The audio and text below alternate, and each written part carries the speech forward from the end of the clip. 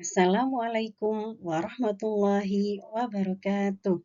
Halo anak-anak, ketemu lagi dengan Ibu di sini. Bagaimana kabar hari ini? Alhamdulillah, semoga kita dalam lindungan Allah Subhanahu wa Ta'ala dan dalam keadaan sehat walafiat. Sebelum kita belajar, marilah kita berdoa. Bismillahirrahmanirrahim. Rabbi zidni ilman warzuqni fahma. Amin.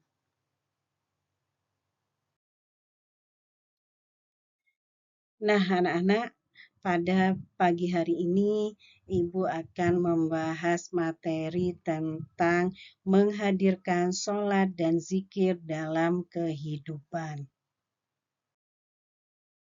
Tujuan pembelajaran pada pagi hari ini yang pertama, peserta didik memahami pengertian makna sholat dan zikir. Yang kedua, peserta didik mengetahui hikmah melaksanakan sholat dan zikir.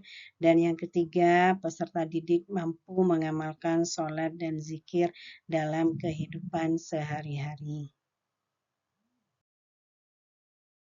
Sebelum memulai materi, di sini sudah ada gambaran tentang Islam, yang mana kalian tentunya sudah tahu bahwasannya agama merupakan fondasi hidup manusia sehari-hari. Dalam agama Islam, sholat merupakan tiang agama. Maksudnya adalah sholat itu sebagai pilar penyangga yang mengkokohkan keislaman yang wajib dilaksanakan 5 kali dalam sehari semalam. Islam ibaratnya sebuah bangunan, syahadat sebagai pondasinya, sholat sebagai tiang-tiangnya, dan dakwah sebagai atap yang melindunginya. Hadis Nabi Muhammad SAW, barang siapa mendirikan sholat sama halnya ia telah mendirikan agama, dan barang siapa yang meninggalkan sholat maka ia telah merobohkan agama. Makna sholat. Secara bahasa, sholat berarti berdoa atau cara berdoa untuk meminta permohonan kepada Allah Subhanahu wa Ta'ala. Kata sholat berasal dari bahasa Arab, yaitu sholla, yang merupakan turunan dari kata yusolli, sholatan. Sementara menurut istilah, sholat adalah ibadah yang meliputi ucapan dan peragaan tubuh yang khusus, dimulai dengan takbir dan diakhiri dengan salam.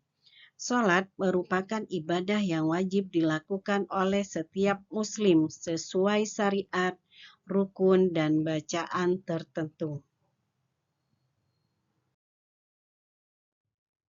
Dalil perintah melaksanakan sholat terdapat pada Al-Quran Surat Al-Ankabut 29 ayat 45, yang artinya, bacalah kitab Al-Quran yang telah diwahyukan kepadamu Nabi Muhammad dan laksanakanlah sholat. Sesungguhnya sholat itu mencegah dari perbuatan keji dan mungkar. Dan ketahuilah, mengingat Allah, sholat itu lebih besar keutamaannya dari ibadah yang lain. Allah mengetahui apa yang kamu kerjakan. Salat berdasarkan hukum pelaksanaannya itu dibagi menjadi dua. Yang pertama salat fardu, yang kedua salat sunnah. Salat fardu ini juga ada dua. Yang pertama adalah fardu ain dan fardu kifayah.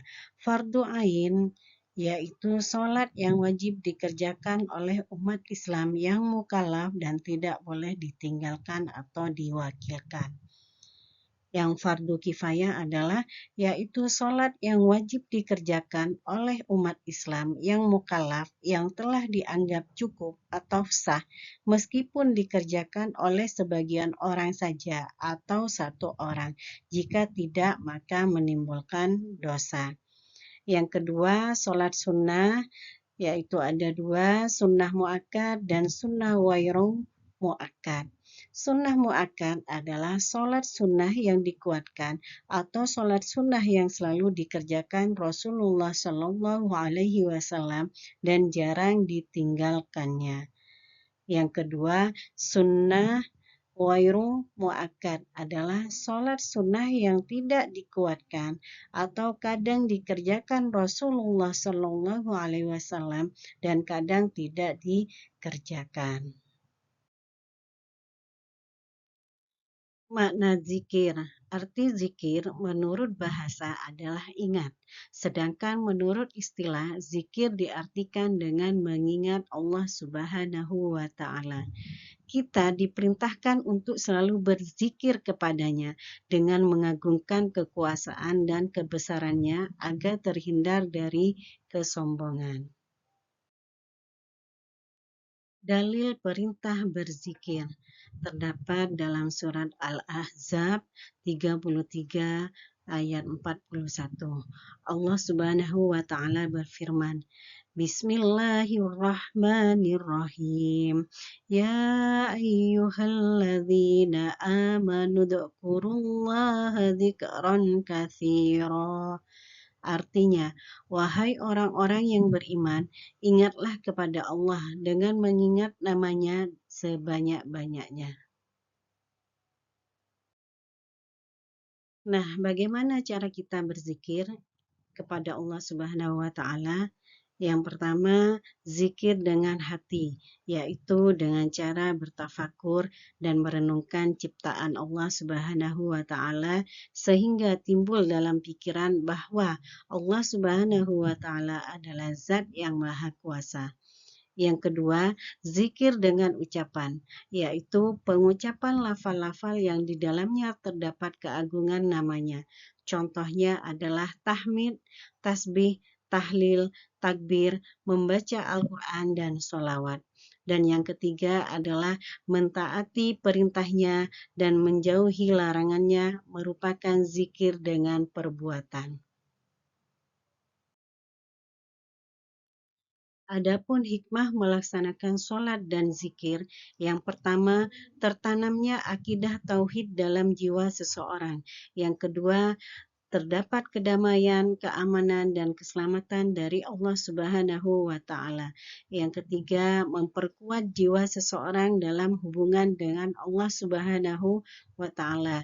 Yang keempat, memperoleh ketenangan jiwa dan menjauhkan diri dari kelalaian, melatih hidup disiplin dan taat aturan peraturan, baik peraturan kerja maupun peraturan dalam kehidupan ini. Yang kelima, membiasakan seseorang pada perbuatan atau perkataan yang baik dan bermanfaat. Dan yang terakhir adalah menumbuhkan akhlak mulia seperti amanah, jujur, dan upaya menjauhkan diri dari perbuatan keji dan mungkar. Mengamalkan sholat 5 waktu dan zikir secara istiqomah. Agar kalian konsisten dalam menjalankan sholat dan zikir, dapat dilakukan beberapa hal berikut ini. Yang pertama, bahwa sholat dan zikir untuk mendekatkan diri kepada Allah Subhanahu wa Ta'ala. Yang kedua, memahami makna sholat dalam kehidupan. Yang ketiga, kita akan kembali ke akhirat. Yang keempat, jangan menunda sholat dan malas berzikir. Yang kelima, niatkan sholat dengan hati yang tulus. Yang keenam, lakukan sholat secara berjamaah. Yang ketujuh, berteman dengan orang-orang yang rajin sholat. Dan yang terakhir adalah banyak membaca buku keislaman.